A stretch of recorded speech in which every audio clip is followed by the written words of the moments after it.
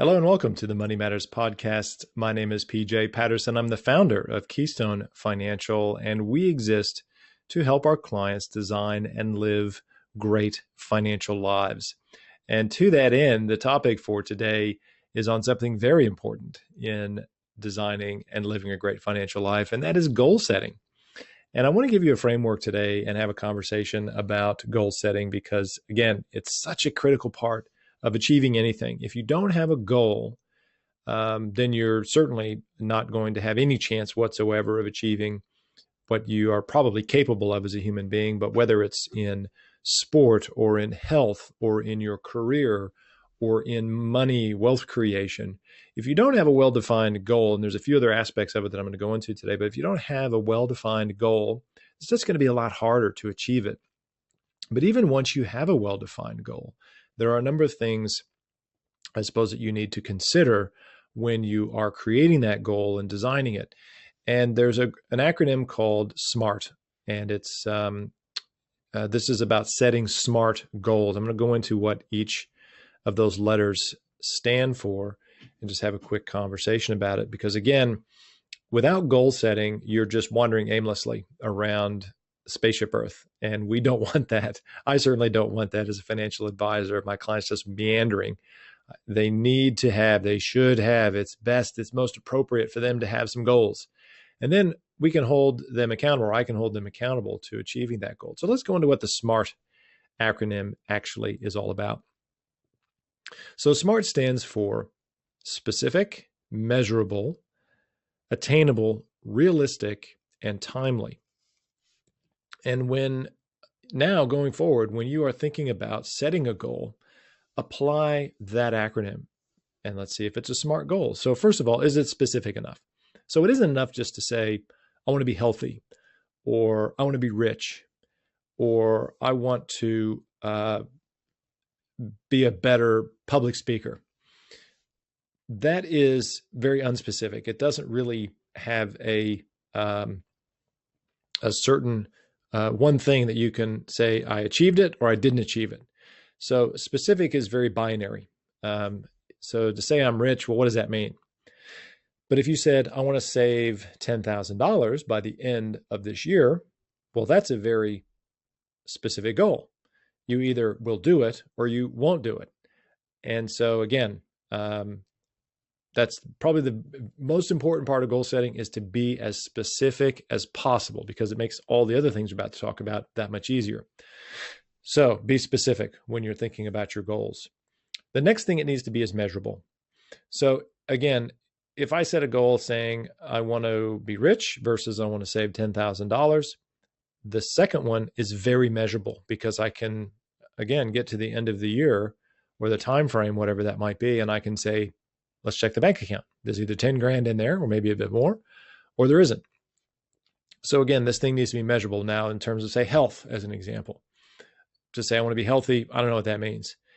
But if you say I want to lose 20 kilos, then again, that's a very measurable thing. You can get on a scale on one day, and then at the end of the time frame that you nominate to achieve that goal, we can get on the scale again and see if you've lost the 20 kilos or more or less, but we can see it's measurable.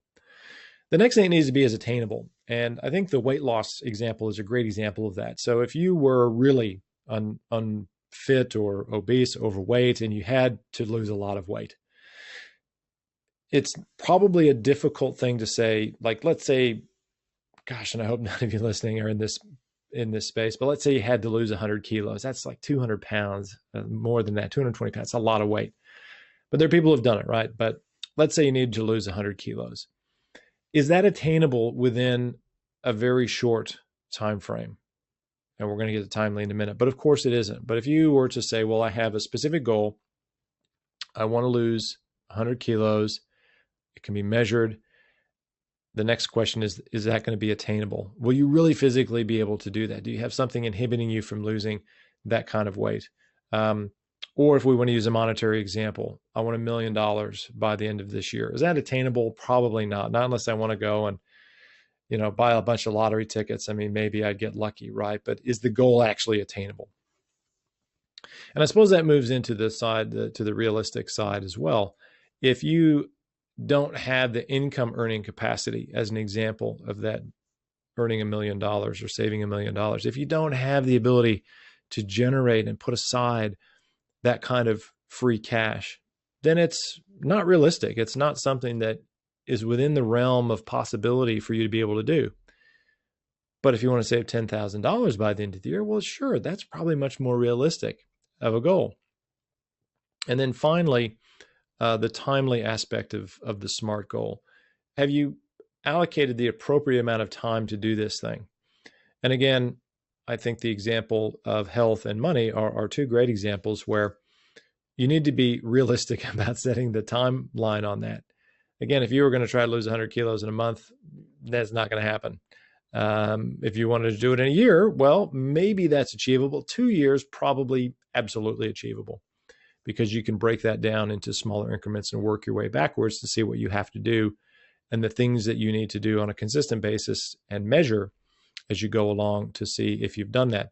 So there you go. There's the SMART goal approach to setting goals. And finally, I suppose, to close off this particular podcast and this conversation, again, it's so important to identify things in your life that you want to set goals around.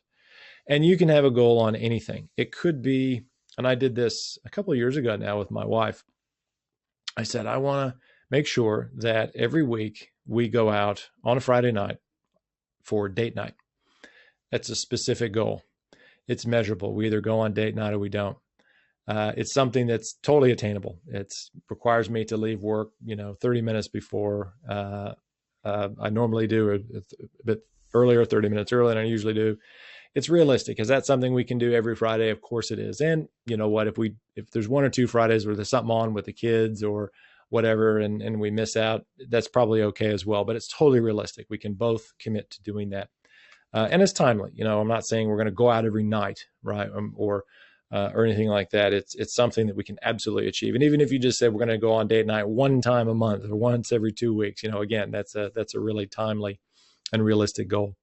But please give some thought to the things in your life, maybe, or areas in your life where perhaps you don't feel like you're achieving, or you are maybe a bit stuck and you're thinking, God, is there anything I can do to get out of this particular rut? Well, it could be that you haven't set a realistic, attainable, measurable, specific, and timely goal. Mix it up there on you.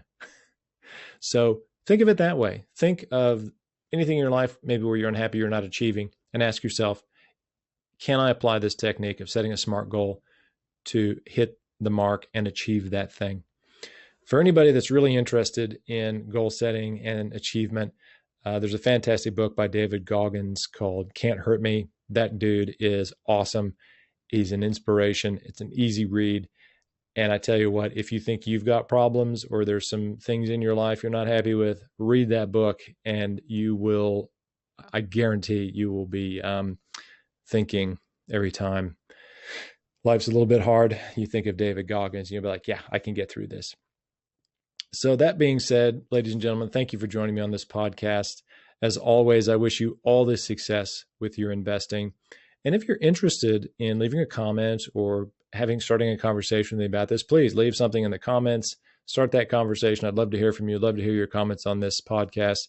And lastly, if you would like to see whether you have developed some wealthy habits and to see how you track with the wealthy habits that I think are very important, I have a scorecard on that. Just go to the website. It's probably somewhere in the link on this landing page. Click on that, take the quiz, and see how you stack up in terms of your wealthy habits.